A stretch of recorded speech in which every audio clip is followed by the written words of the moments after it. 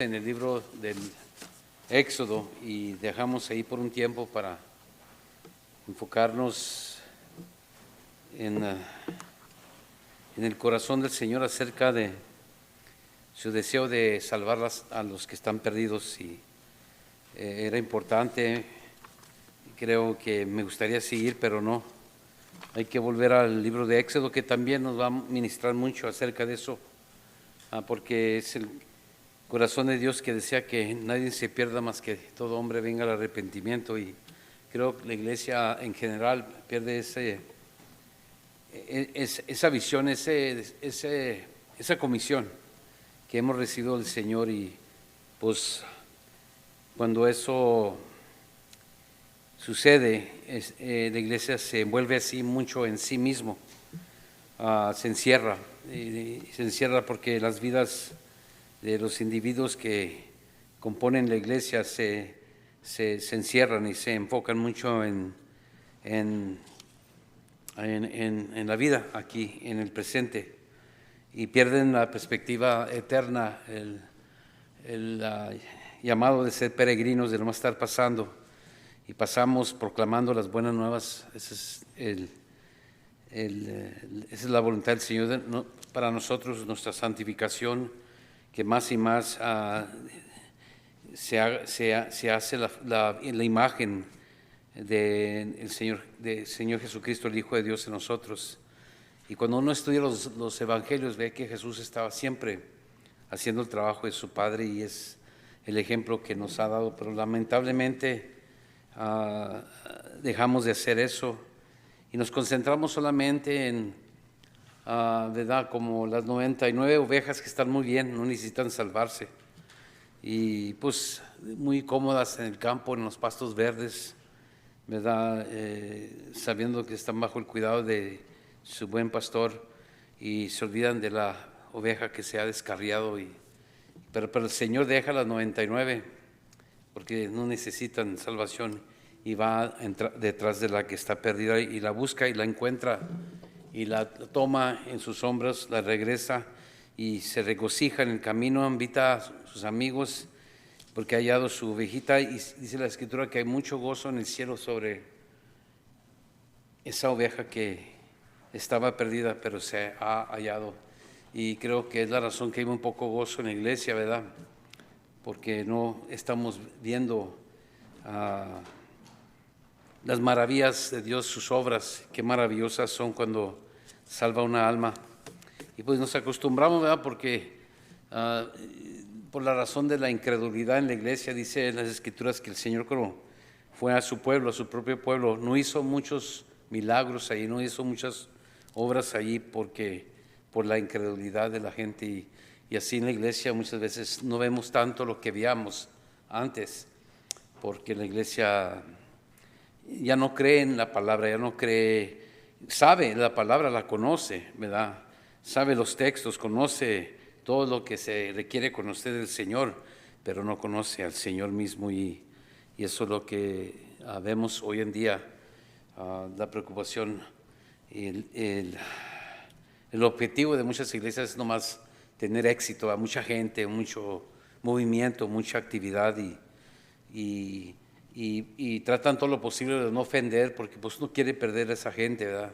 Porque esa gente en realidad no ha sido nacida de nuevo, porque la persona que nace de nuevo persevera, porque Dios lo preserva, y persevera porque es una persona que tiene sed y hambre por la justicia, busca al Señor, lo busca verdaderamente, y reconoce que es por la pura gracia de Dios que tiene ese conocimiento, esa hambre por el Señor, porque nace no de él mismo o de ella misma, sino el Espíritu Santo que está en esa persona, lo está siempre conmoviendo, y hay una lucha, un conflicto. La vida de un cristiano es una de conflicto, especialmente cuando uno desea vivir para el Señor, desea vivir una vida piadosa. Dice Pablo, el que desea vivir una vida piadosa va a vivir piadosamente, va a padecer persecución. Empieza el conflicto, pero pues no nos gusta el conflicto, ¿verdad? Evitamos el conflicto, no queremos nada, como dice, no quiero problemas. Entonces, la única manera de no tener problemas es esconder nuestra fe, ¿verdad? Hacerla personal nomás, para mí nomás. Porque pues no queremos problemas con el vecino, no queremos problemas con el patrón, los trabajadores, colaboradores, no queremos problema con el gobierno, no queremos problema con la gente, pues sí, en general, y entonces se pierde eso. Y el enemigo está muy encantado de que no hagamos nada, ¿verdad? Que no estemos haciendo lo que Dios nuestro Padre nos ha llamado a hacer, que nos ha mandado a hacer, y nos convence que es el trabajo de alguien más, ¿verdad? Y por eso hoy la iglesia se la pasa nomás tratando de ganarse la gente de otras iglesias o de impresionar a la gente que va a ver algo bonito, algo muy bonito. Y se llenan esas iglesias. Ahora recibimos un anuncio, ¿verdad?, aquí en nuestro buzón de que hay una iglesia que nos invitan, que seamos parte de esa iglesia. Y así la iglesia nomás se la pasa robando los miembros de las iglesias porque por esta misma razón, por lo que estoy diciendo, carecen del Espíritu Santo. El Espíritu Santo siempre trae nueva gente a la iglesia, gente nueva, nacimientos nuevos. La iglesia crece porque el reino de Dios está creciendo. El Señor Jesucristo dice: yo edificaré mi iglesia y las puertas del Hades no prevalecerán contra ella. Es una iglesia bajo mucho conflicto, mucha persecución, porque es Cristo que la está edificando. Y cuando una iglesia es muy amigable demasiadamente hacia las cosas del mundo y permite las cosas del mundo, sabemos que Cristo no está allí, porque donde está Cristo va a haber persecución. Dijo él que si a él lo aborrecieron, también nos van a aborrecer nosotros. Y es la pura verdad de eso. Así que pues tenemos que regresar al libro de Éxodo, y Éxodo es la historia de la gran salvación y la redención de Dios en el Antiguo Testamento, porque nos muestra cómo Dios trabaja en la salvación, y muchos similares con lo que hizo Jesús, porque Moisés es como un precursor, es un tipo de Cristo, y la realidad de esa salvación se iba a cumplir cuando Cristo viniera. Cuando los ángeles se le parecieron a esos pastorcillos que estaban en la noche guardando sus ovejas, ¿verdad?, en la noche, en oscuro. Dice Zacarías, el padre de Juan el Bautista, que habla en su profecía que una luz resplandeció a los que estaban sentados en las tinieblas. Y luego vemos los pastorcillos, cuando los pastores que se les apareció el ángel y les anunció: no temer, les dijo, porque se llenaron de temor. Y los rodeó una luz y los ángeles alabando a Dios.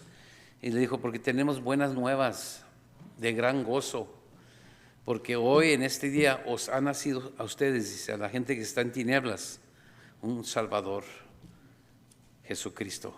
Muy bonito como el Señor trae su luz a los que están en las tinieblas, los que están bajo la esclavitud de Satanás, los que están desesperados, los que están sentados esperando la muerte, porque ese es un retrato de la muerte. Y Éxodo 20 es lo mismo, cuando el pueblo de Dios, les tengo que dar resumen, ¿verdad?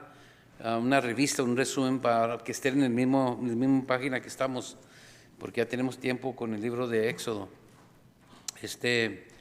Como Dios le había prometido, ¿verdad?, a Abraham que de él iba a nacer un gran pueblo, una gran nación, pero que si iba a ir a la esclavitud por más de 400 años. Eso es lo que Dios ya le había dicho a Abraham cuando todavía no había acontecido eso, no había sucedido. Más allá de la historia, creció la nación, ¿verdad?, de los lomos de Abraham, nació esta gente que Dios se había preparado para él mismo. Y fueron esclavizados en Egipto, prosperaron mucho, que cuando murió el faraón que había promovido a José, ahí no tenemos el tiempo para hablar de todo eso, pero creció, y el siguiente faraón se molestó que el pueblo de Israel, los judíos, eran muchos, estaban creciendo y prosperando. Empezó a esclavizar a esa gente se encontró bajo mucho labor, mucho trabajo, esclavos. Día tras día trabajaban, era gente fatigada, gente esclavizada, gente desesperada. Y así siempre Dios ha trabajado con esa clase de gente. La persona que cree que todo está bien, que no hay problema y que sus problemas son menores, para mí lo dudo que el Señor vaya a venir y ser aceptado por esa persona, porque esa persona no reconoce su necesidad. Por eso dice el Señor en el Sermón del Monte: bienaventurados los pobres en espíritu, los que reconocen su pobreza, que no tienen nada. Y nosotros, los que hemos venido a Cristo, Dios nos trajo a ese momento de pobreza espiritual. No había salida, no había un recurso, no había una solución. Estábamos confiando en nuestras propias esfuerzos, en nuestra propia sabiduría y no avanzábamos, estábamos ahí estancados y las cosas no cambiaban, los problemas se aumentaban y las dificultades eran muchas y las aflicciones y no conocíamos a Dios, pero Él ya nos conocía, porque en un mundo caído todo eso se espera en la vida de una persona, todos sufren eso, pero Dios por su pura misericordia, dice la Escritura, cuando aún éramos pecadores, Cristo murió por nosotros. Ahí en esa condición en la cual estábamos, el Señor vino y brilló su luz. Cuando estábamos sentados en las tinieblas, en la muerte estábamos desesperados, no teníamos esperanza. Y el Señor nos salvó. Y así ellos estaban ya desesperados por 400 años de esclavos, clamando, invocando el nombre del Señor. Y entre más duro fue el labor y el trabajo, la esclavitud, el tratamiento y todo, empezaron a clamar en gran voz al Señor. Invocaban al Señor todo el pueblo y el Señor dijo: ya es tiempo de darles un libertador, un salvador a mi pueblo, Moisés. Muy bonito, es el mismo retrato de lo que ha hecho Dios con nosotros. Fíjense, estoy leyendo un artículo sobre el conocerse uno mismo.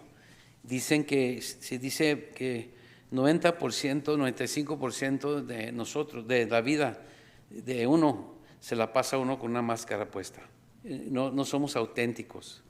Siempre aparentamos ser algo que no somos, porque pues así somos todos. Nos la pasamos con una máscara, nos ponemos máscara. Y lamentablemente muchas veces no nos conocemos nosotros mismos, porque pues no queremos que vean lo que somos. Y es muy triste eso, porque una persona así nunca va a llegar a ver su necesidad por el Señor, ¿verdad? Y tenemos que tomar ese tiempo, estar a solas y decir: Señor, muéstrame quién soy. No es posible conocer quién eres verdaderamente hasta que conozcas a Dios. Dijo Juan Calvino que el conocimiento consiste de dos cosas: conocer a Dios y conocernos a nosotros mismos. Cuando uno conoce a Dios, y entre más conoces a Dios, más conoces tu vileza, tu pecado, tus fracasos, tus faltas, tu necesidad de la misericordia de Dios. Y una persona que está estudiada en la palabra, una persona que realmente busca el rostro del Señor a solas, en las Escrituras, en oración, en el convivir con otros, se ve más y más su necesidad de las nuevas misericordias de Dios que son cada mañana. Pero una persona que no lee la Biblia, no estudia, no ora, no tiene tiempo a solas con el Señor, nunca se va a conocer. Piensa que todo está bien y dice en ese artículo decía que los quebrantados son muy transparentes, son personas humilladas, son personas que llegan a conocer que sin Dios no tienen nada. Y la persona orgullosa, dice, la persona soberbia, siempre está pensando: ¿qué van a pensar de mí? ¿O qué van a pensar de nosotros? Siempre se está poniendo una máscara enfrente de otros porque no quieren que vean sus problemas. Esa es una persona orgullosa. Y me quedé leyendo eso y dije: válgame, Señor, ¿seré yo esa persona o soy demasiadamente transparente en veces, verdad? Y que me dice mi esposa: ay, ¿usted cómo? De veras se sale de sí mismo o de la máscara, pero muchas veces, como dije, 95% de nosotros, o 95% de las personas, de la gente, o de uno como individuo, ese 95% se la pasa uno poniendo una máscara. Y Dios desenmascara, ¿verdad?, a la persona a través de la Escritura. Por eso muchas veces nos gusta ir a una iglesia donde predican la verdad, porque Dios nos desenmascara, nos quita la máscara y ay, vámonos de aquí, aquí me ofenden, ¿verdad? Aquí me molesta mucho las enseñanzas, porque queremos ponernos la máscara, así, con esa máscara, ¿verdad?, pretendiendo ser alguien que no somos, y nos la pasamos pretendiendo siempre, ¿ves? Y es lo que hizo Dios con Israel, los desenmascaró. Vieron su necesidad a través de esos años de aflicción, de todo lo que padecieron, la esclavitud, el no alcanzar reposo, no podían descansar, trabajaban día, noches, todos los días de la semana, 4 semanas por mes, 53 semanas por año, trabaja y trabaja y trabaja. Esa gente estaba demasiadamente cansada. Y ojalá entendamos ahora sí qué significa cuando Jesús dice: venid a mí todos los que están ¿qué? Y trabajados, y yo os haré descansar. Ese significa, hermanos, es muy importante entender, porque el Señor hace esa invitación. ¿A quién? A los que están cansados y trabajados. Porque el que no está cansado y trabajado, no se le hace esa invitación. Por eso dice el Señor: yo vine, el Hijo del Hombre ha venido a salvar a los pecadores. No vino a salvar al justo, sino a los pecadores, ¿verdad? Porque el justo no tiene esa prevista o esa mirada de sí mismo. Cree que todo está bien, ¿verdad? Pretende, se pone su máscara como los fariseos. Un hipócrita, es lo que era un hipócrita. Un hipócrita se pone una máscara, ¿verdad? Y luego se la quita y se ven quién es verdaderamente.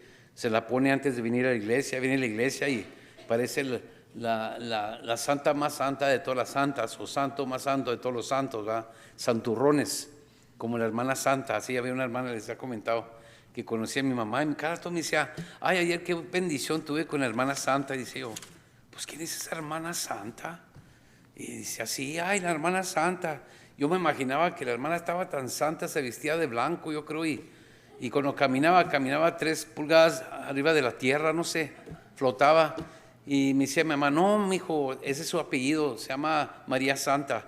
Oh, Santa María Purísima, no le faltaron que le pusieran, pero así era su nombre ya, pero no era muy santa, porque más adelante el Señor la descubrió que no era muy santa. Se casó con un hermanito muy humilde, ya estaban grandes de edad. Y se casó con él, ella era viuda y él también era viudo, ¿verdad? Sí, se vio. Y se casaron y nomás duró, no lo aguantó más que 1 mes, 2 meses, lo divorció. Ella a él se quedó muy triste, muy quebrantado, muy trabajado el Señor, pero por X razones lo dejó. La hermana santa ya no era santa. Pues, hermanos, lo que aprendemos, hermanos, lo que aprendimos del Éxodo, hermanos, que el Señor rescató a una gente idólatra. Eran idólatras. Sabemos porque más adelante, ¿verdad?, cuando el Señor los rescata, los libera y llegan al monte, les da la ley. ¿Qué es lo que hacen mientras está Moisés en el monte? Forjan, hacen un Dios en la forma, en la imagen de un becerro, porque ellos están acostumbrados en Egipto, a los dioses de Egipto, y hicieron una imagen. No intentaron ofender a Dios. Ellos no tenían ninguna idea quién era Dios todavía, no lo conocían. Y entonces cuando los rescató, Dios dijo: vamos a hacer esto, ¿verdad?, con oro. Hicieron un becerro y dijeron: vamos a llamarle Elohim, el Señor, ¿verdad? Y para ellos, lo que habían aprendido por 400 años, fueron acondicionados, hermanos, en la idolatría, que cuando salieron allí tenían una imagen idólatra de quién era Dios. Así muchos de nosotros, ¿verdad? Cuando nos salva el Señor, es por eso es muy importante conocer al Señor, porque si no vamos a hacer una imagen de quién es Jesús en nuestra propia mente. Por eso la gente hoy dice: no, pues ese no es mi Jesús es puro amor, ¿verdad? es un Dios, una imagen que se ha hecho esa persona. Sí es amor, pero Jesús es santo y Él va a venir a juzgar, ¿verdad? Es decir, que no es puro amor, es también santo y justo y va a juzgar. Entonces la persona se hace una imagen, ¿verdad? Y por eso el Señor les dio las leyes a los israelitas para que aprendieran a adorarlo a Él verdaderamente. Al Dios verdadero se le quiere adorar verdaderamente, y Él es el que nos prescribe. Él nos dice cómo se le adora, no nos dejó a nosotros eso, escoger cómo adorarle a Él. Ese es el problema ahora en día también, porque Israel quiso escoger cómo adorar a Dios haciéndose un becerro de oro y ofreciéndole sacrificios.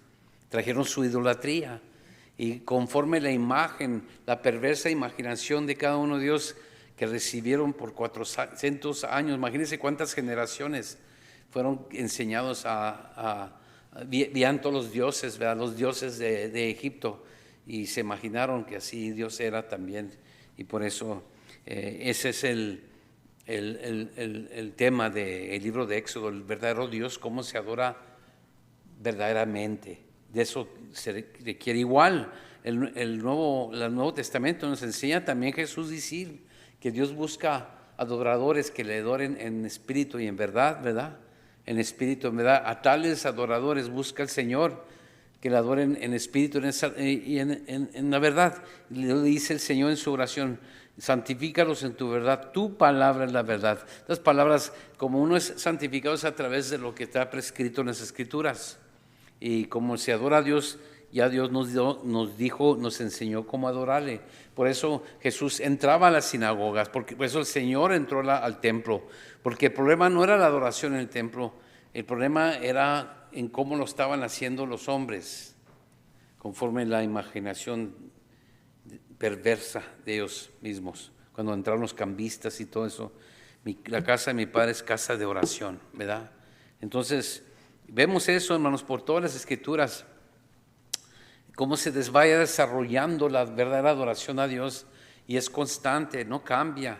Lo único es que Jesús es el cumplimiento, ¿verdad?, de los sacrificios, de los holocaustos. Él es el cumplimiento de la ley civil, la ley moral. Él es el cumplimiento de todo eso, de la nación, del gobierno, de todo. Él cumplió todo eso, y ya nosotros tenemos que practicar lo que hacen los judíos. Entonces entiendan eso, porque llegamos a Éxodo 20, ¿se acuerdan? Éxodo 20, y es algo muy importante, es un viaje tan glorioso, hermanos, cuando uno estudia el libro de Éxodo. Yo lo enseñé hace años atrás en la congregación hispana, como lo estoy haciendo otra vez de nuevo aquí con ustedes. Pero llegamos a Éxodo 20, el Señor sacando a Israel, ¿verdad?, los redimió con la sangre de ¿qué? Un cordero. ¿Se acuerdan del corderito? Lo mismo, Dios nos ha redimido con la sangre de su Hijo, el Cordero de Dios que llevó el pecado de todo el mundo, ¿verdad? Entonces es el mismo retrato, excepto en Cristo se cumplió finalmente, es total. Okay. Y luego salieron de allí, hermanos, acuérdense, el Señor juzgó los dioses de Egipto, 10 plagas, ¿verdad? Y cada plaga estaba el Señor derrotando cada dios, los dioses de Egipto, los dioses del río Nilo, los dioses del cielo, los dioses de las criaturas, ¿verdad?, los animales, de todos esos dioses atacó el Señor. Y lo mismo el Señor en la cruz derrotó a Satanás, al Dios de este siglo, hermanos, y nos rescató a nosotros, los rescató a ellos por la sangre del Cordero. Y luego cruzaron el Mar Rojo, y eso es un retrato muy bonito del bautismo, que pasamos todo. Y dice en las epístolas de Pablo, creo que era Pablo que dice que pasaron por el bautismo, por las aguas, y Moisés pasó por ahí, fueron bautizados, y luego se dieron ¿a dónde cree? ¿A un paraíso? No, al desierto, a ser puesto a prueba por 40 años, hermanos. Tercos que eran idólatras por naturaleza. La idolatría, hermano, está muy entretejida en nuestro corazón. Por eso se requiere la santificación, porque vivimos en un mundo idólatra, en un mundo donde todos nosotros nacemos con un corazón idólatra, nos adoramos a sí mismos. por el pecado de Adán y Eva, ¿verdad? Y le dijo Satanás, el día que comieres de ese fruto serás como Dios, ¿verdad? Serás Dios. La adoración de sí mismo, como dice, la autoadoración. Y cada uno de nosotros estamos infectados con eso. Estamos siempre luchando contra eso, porque cuando alguien me ofende a mí y me enojo, ¿verdad? Y me quiero vengar y me empiezo a murmurar, ¿qué es lo que estoy diciendo? Que yo soy digno de recibir mejor tratamiento que eso, ¿verdad? Y el Hijo de Dios, que siendo Dios, ¿verdad? Jesucristo, Él fue humillado, ¿verdad? Y no abrió su boca, y fue como un cordero llevado al matadero, no abrió su boca.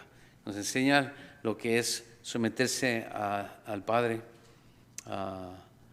el Hijo sometiéndose al Padre, y nosotros cómo debemos de cerrar la boca, como si vamos al matadero, hermanos. Ay, pues no es justo eso, pues ¿no? Nos tenemos que defender. No, tú eres cristiano, no se te olvide eso. Somos cristianos. Nunca se te olvide tu identificación y tu unión con Cristo Jesús. Si quieres saber cómo responder a cualquier situación, estudia los evangelios y las epístolas que nos enseñan el cómo vivir como Cristo. Estudia allí. No tenemos, hermanos, no podemos justificar cualquier cosa, ¿verdad? Cualquier cosa que sufrimos en la vida no la podemos justificar.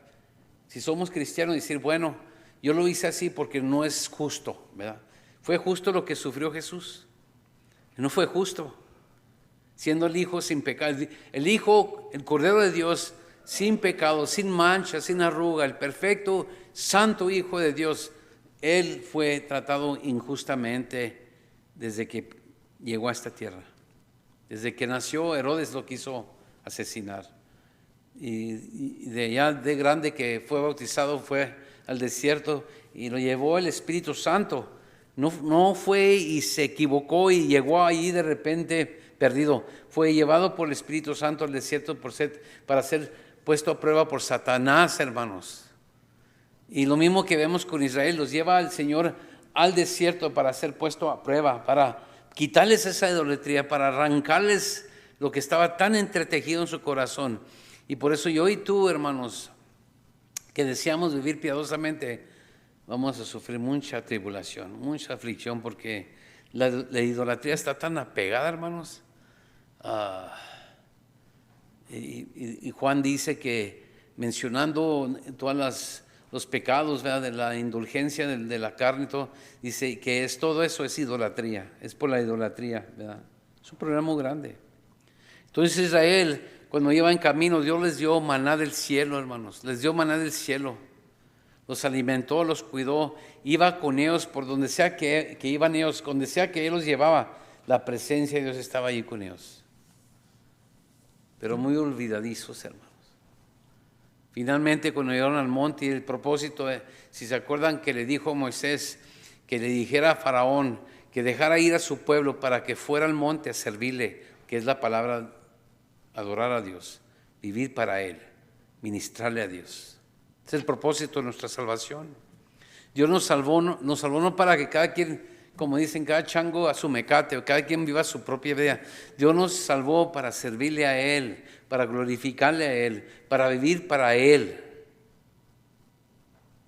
Y qué bonita María, ¿verdad? Que no se nos permite hablar de ella, pero es muy bonito que Dios escogió esta mujer, jovencita, para mostrarle lo que es uno someterse a Dios, que a pesar de la vergüenza de lo que iban a decir de ella, se sometió a la voluntad de Dios y llevó en su vientre al Hijo de Dios. Y de ella se hablará, dice la Escritura, por todos los, será bienaventurada entre todas las mujeres. ¿Por qué? Porque qué bonito retrato de la humildad y la sumisión a Dios. Y la iglesia, hermanos, es la novia, la esposa del Señor Jesucristo. Es una lección muy grande que, hermanos, tenemos que aprender, y es una gran lucha con el yo, con las pasiones de la carne, las concupiscencias, No el cuerpo es bonito, el cuerpo te lo crió Dios, el cuerpo tuyo es el templo del Espíritu Santo. Muchos cristianos piensan que el cuerpo es malo, no, son las concupiscencias de la carne. Hay una diferencia en las palabras que se usa en el Nuevo Testamento cuando se habla del cuerpo. Hay uno que se le llama sarx y uno soma. Soma es el cuerpo. El cuerpo Dios nos lo dio, hermanos, sí, es afligido por el pecado, pero dice que no sabéis que vuestro cuerpo, que es soma, es el templo de Dios. Y luego cuando habla de la carne, es el sarx, esa es la concupiscencia, las pasiones vergonzosas y pecaminosas del corazón, porque ahí sale todo, ¿verdad? De ahí brota todo lo malo. Nuestra alma está infectada, hermanos. Pero el Señor, hermanos, nos mostró por todo el libro de Éxodo, desde capítulo 1 hasta el capítulo 19, cómo cuidó de su pueblo y cómo murmuraba su pueblo, ¿verdad? Cómo murmuraba contra los que Dios había puesto sobre ellos como Moisés. Y es lo mismo que vemos hoy en día.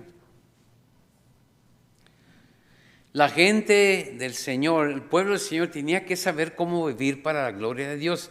Así que se requieren leyes.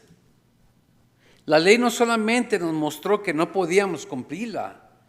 La ley nos mostró que necesitamos un Salvador, pero la ley, hermanos, es el carácter de Dios y nos dice cómo Dios quiere que vivamos por su gracia. Es importante porque el primer mandamiento, no tendrás dioses ajenos delante de mí o delante de mi cara. ¿Por qué? Porque acuérdense, salieron de Egipto, donde habían muchos dioses. Nosotros salimos del mundo, estamos en el mundo, pero no somos del mundo. Y hermanos, toda nuestra vida hemos estado adorando a los dioses del mundo, ¿verdad? Lo mismo. Toda la gente que es salva, que viene a ser convertida, acuérdense, vienen frescamente, se le puede decir, vienen frescos de la idolatría, ¿verdad? Y lo primero que necesitan aprender es que quién es Dios y cómo se le adora a Dios. Dios es el único Dios vivo y verdadero. Por eso dice, no tendrás dioses ajenos delante de mí. Ni un Dios. Porque, hermanos, Dios nos trajo a la libertad, pero, hermanos, nos trajo para la libertad a servirle a Él. Antes éramos esclavos ¿de quién? De Faraón. Ahora somos esclavos y siervos de el Señor. Y no solo eso, hijos e hijas de Dios.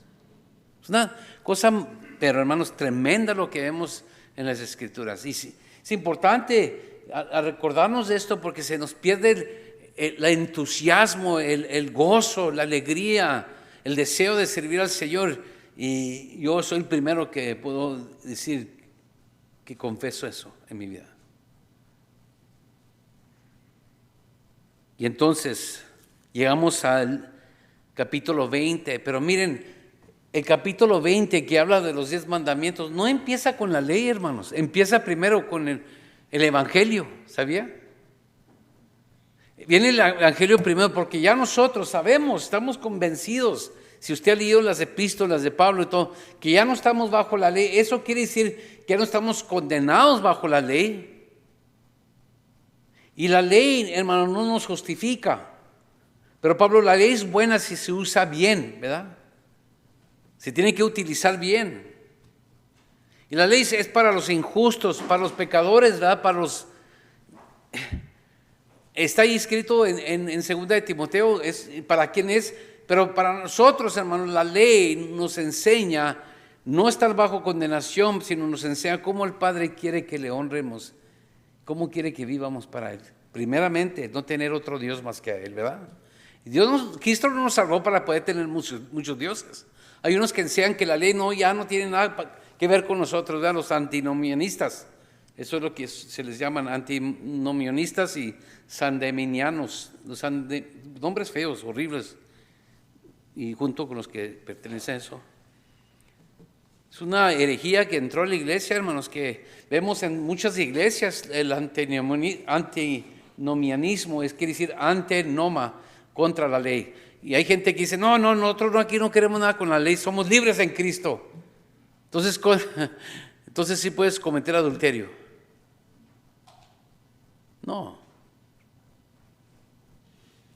Pero miren cómo empieza. El versículo 1 y 2, hermanos, nos enseña que la ley, primeramente viene el evangelio. Esta gente ya es liberada, ya es salva, ¿verdad? Ya la sacó de Egipto. No fueron salvos porque obedecieron la ley. Todavía no les daba la ley Dios. Fueron salvos por la pura misericordia y la gracia y el amor de Dios. Y es lo que no entienden muchos cristianos. Ellos no conocían la ley, eran idólatras por naturaleza, eran esclavos de Faraón, que es un tipo de Satanás. Y miren versículo 1, y habló Dios todas estas palabras diciendo, va a empezar a hablar los 10 mandamientos, pero miren cómo empieza el Señor, se introduce el Señor, les recuerda a ellos, ¿quién es este Dios? Este es el Dios que salva, porque miren lo que les dice, yo soy Jehová tu Dios, que te saqué de la tierra de Egipto, de casa de servidumbre. ¿Se fijan? Yo te salvé. Qué bonito. No fue porque le obedecieron la ley.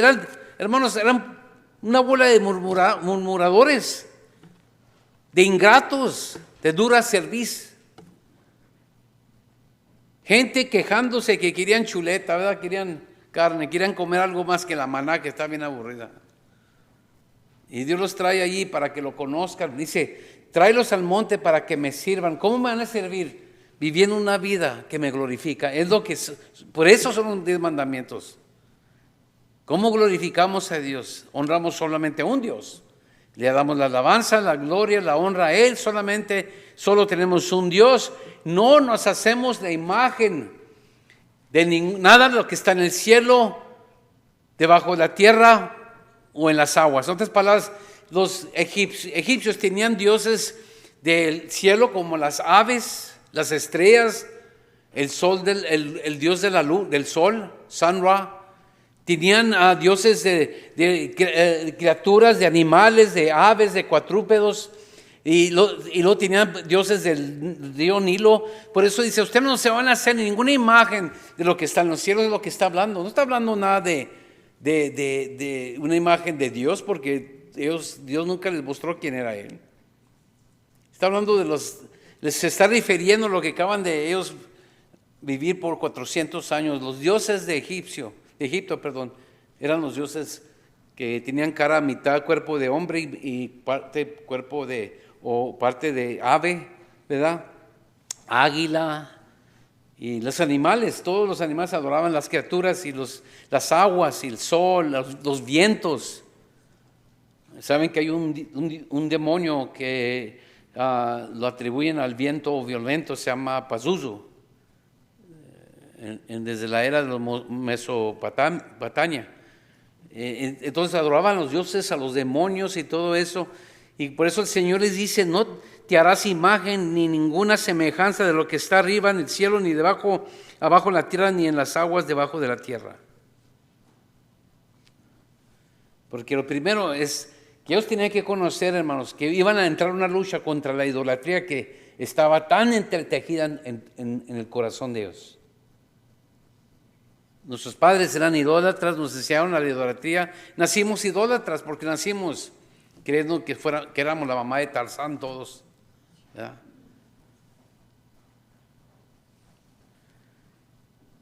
Que eso es mío. Y es lo primero que les dice el Señor aquí. Dice, primeramente quiero que sepan que yo los salvé a ustedes. Yo soy el Dios que te salvé, y ahora no vas a tener otro Dios ajeno. Y no te harás imagen de nada. Y luego les dice, versículo 5, no te inclinarás a ellas ni las honrarás, porque yo soy Jehová tu Dios, fuerte, celoso, que visito la maldad de los padres sobre los hijos hasta la 3ª y 4ª generación de los que me aborrecen. Fíjense bien qué tan tejido está la idolatría de generación a generación, hermanos. ¿Se acuerdan?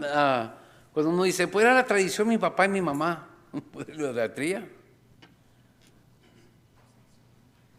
Y así ha sido, hermanos, siempre. Es el problema, el pluralismo hoy en día, que cada quien tiene su Dios, ¿verdad? Cada quien hace lo que le da gusto, ¿verdad? Cada quien lo suyo. Siempre se menciona, alguien responde así, oiga, pastor, sí yo entiendo, pero cada quien lo suyo, ¿verdad? ¿Ha oído eso? Es la idolatría del corazón. Cada quien tiene su Dios. Las hermanas tienen su Dios, el marido, ¿verdad? El simpático, el chulo, chaparro, feo. Los hombres tienen su troca o lo que sea, su trabajo, su bigote. ¿Has visto los hombres cómo se ven el bigote tanto? Hasta se lo tuercen para arriba. Bueno, estoy nomás usando tonterías aquí de ilustración, pero estoy diciendo, sí me entienden, ¿verdad? Lo estoy hablando a mi nivel, ¿verdad? Al mío. No entendieron eso, no le agarraron. Pues hermanos, ese era el problema. De generación a generación Dios visita la maldad de todos, porque no es algo que se detiene. Ellos, 400 años, ¿se imagina cuántas generaciones son esas? ¿Quién sabe matemáticas? Es tan simple. ¿Ya? 400 años, casi más de 5, casi 5 generaciones, hermanos. ¿Se imaginan una tras otra, porque no vivían ellos tantos años así?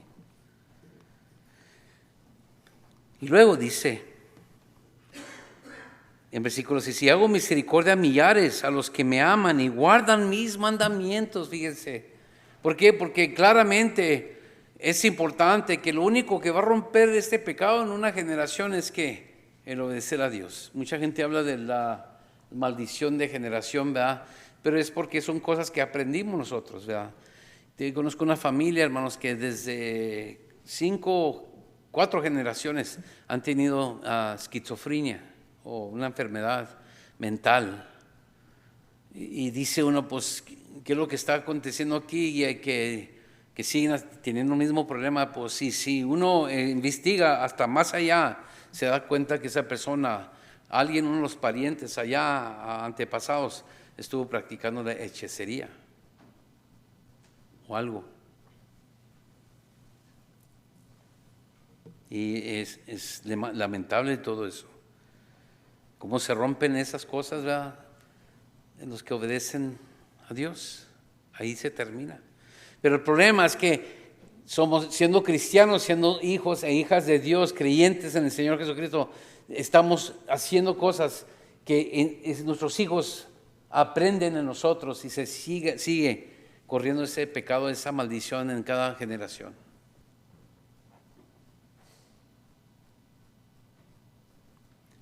Y luego en versículo 7, no tomarás el nombre de Jehová de Dios, tu Dios, en vano. ¿Por qué? Porque el problema es, hermanos, aquí el nombre de Dios significa cómo Él se representa, cómo Él se ha manifestado, cómo Él declara su gloria y su poder y su majestad a través de su nombre. Yo soy Jehová, tu Dios. ¿Qué le dijo Moisés? Yo soy quien soy. El nombre de Jehová, hermanos, habla de su poder, su majestad, su autoridad, su gloria y el honor que se le debe a Él. Su nombre, hermanos, es muy sagrado, el nombre del Señor. Y cuando esa gente tenía la tendencia, como cuando le dijo le nombraron a ese becerro Elohim, estaban deshonrando a Dios allí. Mucho cuidado cuando usas el nombre del Señor en nuestras oraciones, en nuestros votos, juramentos, o cuando hablamos así. Por eso comencé a hablar de eso, de esa máscara. Cuando tenemos esa máscara, hermanos, y pretendemos ser lo que no somos, usamos el nombre del Señor en vano. Lo mal representamos. Es importante ser lo que somos nosotros. Por eso nos va a tener siempre humildes, ¿verdad? Yo sé quién soy yo soy muy áspero, dice mi mamá, usted es muy menso para hablar, ¿verdad? Así me dijo el otro día. Y eso me mantiene humilde, en el sentido, digo, me quedo callado, porque si hablo siempre digo tonterías, ¿verdad? Con mi mamá, ¿verdad? Era muy directo, mi mamá era así, no decía malas palabras, pero decía cuando mi hijo trajo a su esposa, ella ya había tenido otro matrimonio, tiene una hija, y entonces mi hijo trajo a su esposa y le dijo, mira abuelita, esta es mi esposa. Miró mi mamá a su hija y dijo, ¿con niña? Y mi hijo se quedó así y ya, pues la muchacha se enojó, ¿verdad? La traes con niña, pues ya tuvo otro. Y lo dice mi hermana, mamá, acuérdate que tú también tenías 6 hijos cuando te casaste con mi papá. Dice, ay, sí, de veras. Cuidado con esas máscaras. Hay que ser honestos, ¿verdad? Y cuando tenemos eso, no estamos ahí hablando a lo menso allá porque tenemos el problema, pero siempre me humilla eso a mí. Digo, ¿qué estoy haciendo? ¿Qué estoy diciendo? ¿Verdad? Y aprendo a pedir y necesitar más a mi Señor que me cambie, ¿verdad? Una persona que pretende estar bien no va a pedirle nada a Dios, ¿verdad? Siempre está, ay Señor, ojalá cambies a este. ¿Verdad? Cambia a este viejo renegón, ¿verdad? Pues está renegando porque tú no le haces de comer por andar viendo las novelas, ¿verdad? ¿Quién sabe? Estoy tratando de ser realístico aquí, ¿verdad? Porque así lo vemos. No tomarás el nombre del Señor en vano. Pero llegamos al versículo 8, hermanos, y ahí es importante que veamos, hermanos, que el Señor aquí, lo primero que hace, les recuerda de las buenas nuevas de su salvación, ¿ok? Es importante para que entendamos bien el día de reposo, ¿eh? Porque hoy en día nos la pasamos averiguando, argumentando contra, pues el día sábado, el día del Señor, o cuál es, ¿verdad? Pues sabemos que cuando Cristo fue sepultado al sepulcro, se llevó con él el sábado, pero cuando resucitó del sepulcro, trajo el día del Señor. ¿Por qué sabemos eso? Porque los discípulos empezaron a reunirse en el primer día de la semana, que habla de la creación, la nueva creación. Y si se pone a pensar, hermanos, lo que hace el Señor cuando nos enseña aquí del día de reposo, nos está llevando para hacia atrás, al momento de la creación, cómo inició todo el primer día de la semana en el Señor ahora, que es el cristianismo. Habla del primer día de la creación. Todo, he aquí, todo ha pasado, todo lo viejo ha pasado. He aquí, todas las cosas son hechas nuevas. Muy bonito, como el Señor restaura el paraíso. Restaura, hermanos. María es un ejemplo, y no van a pensar que soy católico aquí, pero María, por ejemplo, es un tipo de piadoso de lo que no era Eva. Eva escuchó a Satanás y Adán, ¿qué hizo Adán? Obedeció a la mujer y nos arrojó a todos a la muerte. María obedeció al Señor. María obedeció al Señor. Y de ella fue el vaso donde salió el Señor, el Cordero de Dios, el Hijo de Dios que vino a salvar a los pecadores. Es un retrato muy bonito como Dios vuelve a restaurar todo a través del Evangelio, hermanos. Y es lo que vemos. Aquí les anuncia primeramente, yo fui el que te saqué de Egipto, de la esclavitud, de la casa de esclavitud. Y así que en este capítulo, hermanos, la ley nos enseña primeramente a nosotros, al pueblo redimido de Dios, cómo vivir para la gloria de Dios, ¿verdad? Primero. Segundo, nos enseña cómo la ley pone, ¿cómo dicen? Restringir el pecado en la sociedad, en lo que hace. Porque cree que la ley la están quitando, ¿verdad? Y luego la ley nos enseña nuestra necesidad del pecado. Quiero que vean Deuteronomio capítulo 6, Deuteronomio capítulo 6. Miren el propósito de la ley. Ya lo dije, pero lo vuelvo a decir. Versículo 20. Cuando le dice a los hijos cómo instruir a sus hijos, ¿verdad? Por eso es importante que veamos por qué el Señor visita de generación a generación. En Deuteronomio 6:20 dice: mañana cuando te preguntare tu hijo, diciendo, ¿qué significan los testimonios y estatutos y decretos que Jehová nuestro Dios os mandó? Entonces dirás a tu hijo: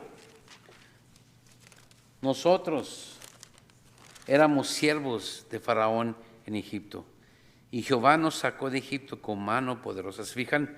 El recordarse, porque les dio Dios mandamientos, ¿verdad? Porque les dio ley, Dios. Porque éramos siervos antes y nos salvó. Jehová hizo señales y milagros grandes y terribles en Egipto cuando juzgó a los dioses, ¿verdad?, sobre Faraón y sobre toda su casa delante de nuestros ojos.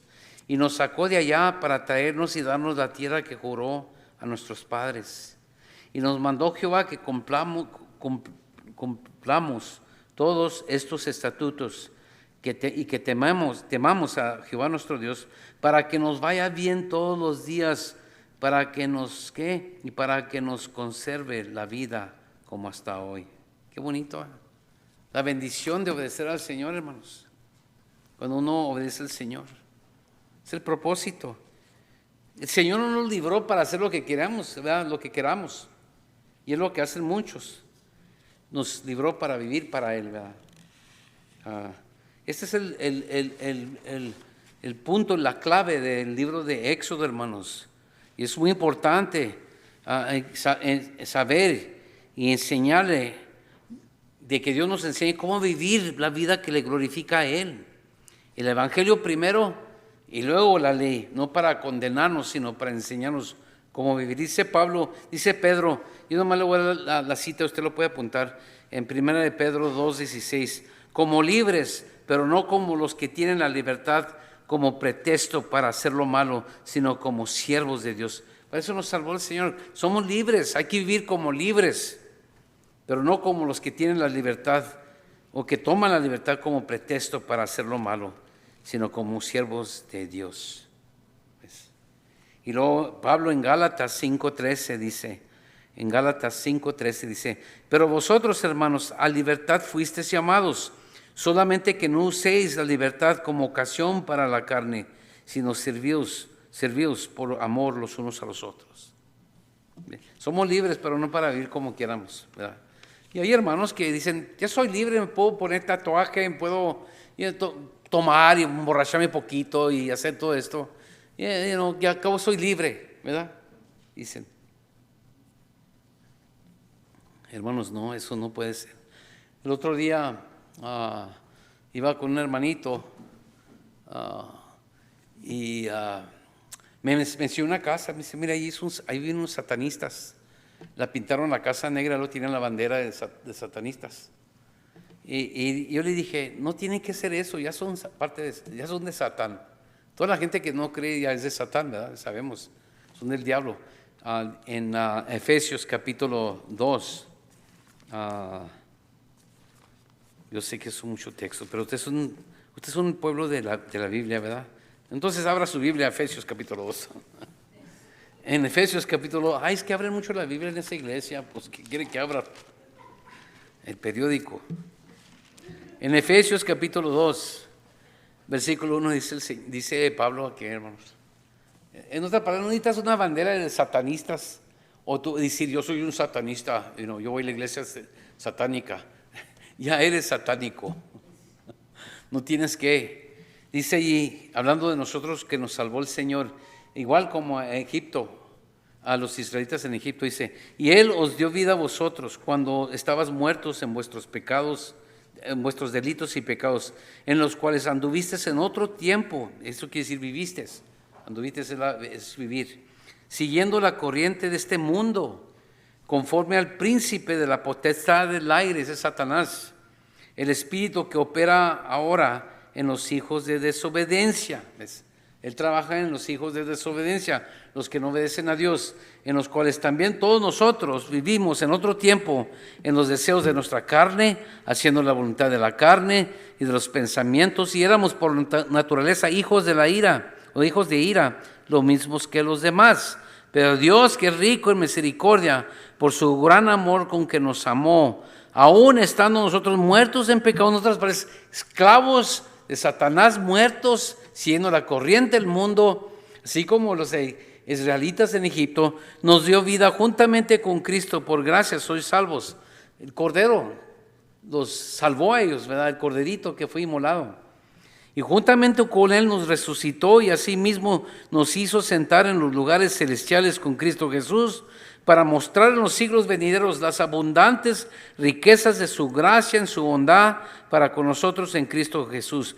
Porque por gracia sois salvos por medio de la fe, y esto no de vosotros, pues es don de Dios, no por obras, para que nadie se gloríe, porque somos hechura suya, criados en Cristo Jesús para buenas obras, las cuales Dios preparó de antemano para que anduviésemos en ellas. Qué bonito, lo mismo que vamos a ver en el libro de Éxodo. Estamos viendo el libro de Éxodo. Es el gran amor de Dios que nos salvó a todos nosotros, hermanos. Y puede haber dejarnos de esclavos, nos puede haber dejado en lo mismo que éramos antes, sin esperanza, sin Dios, alejados de Dios y de la ciudadanía de Israel, ¿verdad? Pero Dios nos amó, hermanos, y de eso es muy importante recordar. ¿Cuándo? Versículo 8, el día de reposo. Porque miren lo que dice en Éxodo 20, hermanos. Versículo 8, ya voy a terminar porque yo sé que ya se está haciendo muy tarde. Dice, acuérdate del día de reposo para santificarlo. 6 días trabajarás y harás toda tu obra, mas el séptimo día es reposo para Jehová tu Dios. No hagas en él obra alguna, tú, ni tu hijo, ni tu hija, ni tu siervo, ni tu criada, ni tu bestia, ni tu extranjero que está dentro de tus puertas. Porque 6 días hizo Jehová los cielos y la tierra, el mar y todas las cosas que en ellos hay, y reposó en el séptimo día. Por tanto, Jehová bendijo el día de reposo y lo santificó. Qué bonito el Señor. Los liberó, hermanos. Acuérdense, en Egipto, ellos trabajaban todos los días. Y luego les quitaron la paja y tenían que hacer todavía ladrillos. Se imaginan todo el día trabajando, no tenían vacaciones. No tenían ningún día de vacación. Era una gente afligida, cargada, pesado todo lo que tenían ellos, hermanos. Dios los rescató, hermanos, y ahora les dice, miren, 6 días los voy a dejar para que hagan lo que necesitan hacer. Pero un día es para mí. Un día. Me acuerdo cuando estaba, no sé si algunos de ustedes se acuerdan, cuando los domingos estaba vacío todo, ¿verdad? Todo, no había nadie, estaba cerrado todo. Yo decía mira, los domingos no hay nadie, no había carros, uno aquí, que allá, muy raro. Las tiendas estaban cerradas, lo único que estaba abierto eran las boticas, el hospital, la clínica. La única clínica era la de la ciudad que nos daban las vacunaciones, pero no habían centros de médicos, no habían centros médicos. El de la botica te cuidaba, a veces si tenía una tos, sarampión, iba con la botica, nos daban como un líquido morado que te dejaba toda la boca morada, y todas las enfermedades, la ciruela y todo eso, porque eran esenciales, como dice, eran ministerios de misericordia cuando la gente tenía necesidad. No había Walmarts, no había nada de esas tonterías. Y todo estaba cerrado, hermanos. Y la única vez que vi yo a mi papá ahí sentado en el sillón, ¿verdad?, con su cara enojada, con tanto hijo que mantener. Y éramos 14 nosotros. Bueno, con mi mamá, papá, éramos 14. Así que nunca lo veía sonreírse a mi papá porque tenía las cejas como el diablo, no sé. Me decía mi mamá, anda, hijo del diablo. Me decía, con mi mamá se enojaba y yo decía, pues mira a mi papá, sí, soy el hijo del diablo. Pero hermanos, ay, perdónenme, pero eso es lo que éramos, como ellos. Pero lo que necesitamos ver aquí primeramente, rápidamente, para que no se tarde el día ya, para que se vayan a su casa a comer, es que hay mucha inquietud hoy en día, ¿verdad? Siempre estamos apurados, apresurados para todo, hermanos. Ya no tenemos tiempo para la familia, para el recreo y decimos, no hay tiempo, ojalá tuviera otro día para hacer esto y esto, hermanos. Eso nos hemos traído nosotros. ¿Sabes por qué? Porque la época y el siglo de el espíritu de esta época, hermanos, nos ha infectado a nosotros. ¿Sabe por qué los domingos ya no encuentran nada cerrado, muy raro? Porque estamos desobedeciendo a Dios. La gente está inquieta, no cree, es una gente irreligiosa, no creen en Dios. Y nosotros participamos de eso, hermanos. Ahora, no se va a enojar, bueno, enójese conmigo, está bien. A mí me molesta mucho, me encanta y me molesta al mismo tiempo ir a un restaurante, ¿verdad? Me encanta, pero ¿sabes lo que me molesta a mí ver en un restaurante? Los trabajadores que tienen que trabajar por mi culpa. Es domingo y pues claro, ya no se respeta, ¿verdad? La gente está bien. ¿Por qué? Porque la gente, hermanos, está muy inquieta, ya no hay reposo. Y nosotros ayudamos eso, hermanos, exigiendo servicios en un día que debe para nosotros ser un día de reposo, estarnos en la casa, descansar, adorar a Dios y no participar en la locura de esta cultura, de este mundo caído. Pero ahí andamos. No soy legalista. Usted vaya, no le voy a decir nada porque usted me va a ver en Walmart también el domingo. ¿Qué está haciendo el pastor aquí? Nada, vine con una línea para hincarme a orar a Dios. Aquí está. Me van a hallar en Walmart, hermanos. Como ya se me acabó mi café y mañana quiero café en la mañana, tengo que ir a Walmart a comprar mi café. Pobre gente ahí me va a ver así, por tu culpa tenemos que trabajar, ¿verdad? Pero no. Y hay hermanos que tienen que trabajar los domingos, ¿verdad? Hermanos que pues su trabajo les exige que trabajen, es triste, pero así es. Es el mundo que vivimos, hermanos. Ninguna idea de Dios, un mundo idólatra, porque queremos más y más y más. Y mucha gente ve el domingo como un desperdicio, el día de descanso un desperdicio. Poder haber ganado, como decía Bill Gates, la única razón por qué no soy cristiano es porque ese día que apartan ellos, para mí es un desperdicio, pierdo mucho dinero. Y así la gente. Yo acostumbro que el domingo a mí nadie me molesta. Yo terminando me voy a mi casa, me pongo mis pijamas de Winnie the Pooh y me duermo. No sé qué, no tengo, pero descanso, no salgo para nada. Yo y mi esposa descansamos y nada, porque necesitamos recuperar, hermanos. Tenemos que descansar y honrar al Señor, oír enseñanzas y no les exijo que lo hagan ustedes también, ¿verdad? Cada quien, pues hay entre usted y Dios. Pero es importante descansar ese día que Dios nos dio, no andar como todo el mundo, hermanos, inquieto, un mundo inquieto, ¿verdad?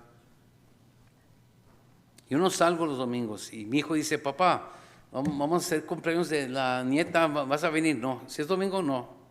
¿Y qué de tu nieta? No, lo que me importa es qué de Dios y qué del Señor. Así soy yo, eso es mi. Pero hermano, lo que nos enseña el versículo 8 es 3 cosas, márquelo nomás. Versículo 8 nos enseña, primeramente, nos dice qué tenemos que hacer. Nos dice qué tenemos que hacer. Eso está en versículo 8. En versículo 9 y 10 nos dice cómo hacerlo, cómo lo debemos de hacer. Y luego el versículo 11 nos explica por qué, la razón. ¿Ok? Ahí los voy a dejar, porque quiero terminar esto temprano. Los voy a dejar ahí, como dicen, suspendidos. 3 cosas, estudie ese versículo, versículos 8, 9, 10 y 11. Y usted lo va a ver ahí. ¿Qué tenemos que hacer? ¿Qué nos dice Dios que hagamos? ¿Cómo lo hagamos? ¿Y por qué? ¿Ok? ¿Y por qué? Este es de gran beneficio para nosotros. Jesús dijo que el sábado fue hecho para el hombre. Dios en su misericordia, hermanos, nos dio un día de reposo. Un día que lo dedicamos solo para Él, ¿verdad? Para Él. 6 días trabajarás. El trabajo es bueno. El trabajo no es resultado del pecado, hermanos, porque Dios cuando crió al hombre, ¿verdad? Y voy a hablar más sobre esto el próximo domingo, si Dios me permite. Cuando Dios crió al hombre, lo puso en el huerto para que lo trabajara y lo cultivara. El trabajo es bueno. El problema fue que el pecado, hermanos, maldijo la tierra, maldijo el trabajo, y ahora, hermanos, trabajamos y trabajamos y trabajamos, y eso no nos va a traer paz, no nos va a satisfacer, sino estar con el Señor. Por eso Eclesiastés, hermanos, habla de que el hombre, su trabajo, lo que gana de su trabajo, lo debe disfrutar, pero sin Dios no lo puede disfrutar porque es vanidad. Solo con Dios lo disfrutamos bien. Y ese es otro tema. Pero ténganlo en cuenta, hermanos, porque es importante para nosotros los cristianos reunirnos todos los domingos. No es porque estoy obligado, es para venir a darle gracias a Dios, el que nos salvó, ha provisto, nos ha dado la libertad, el Señor, para trabajar toda la semana, que es muy bueno, hermanos, trabajar toda la semana y luego apartar un día para esperar en Él y estar con Él nomás. Es bonito porque así recuperamos y así le damos la gloria y la honra a Dios y porque tenemos en vista siempre al Señor. Amén. Vamos al Señor en oración. Padre, te damos gracias. Bendito Dios por lo que nos has enseñado esta mañana, Señor. Eres buenísimo.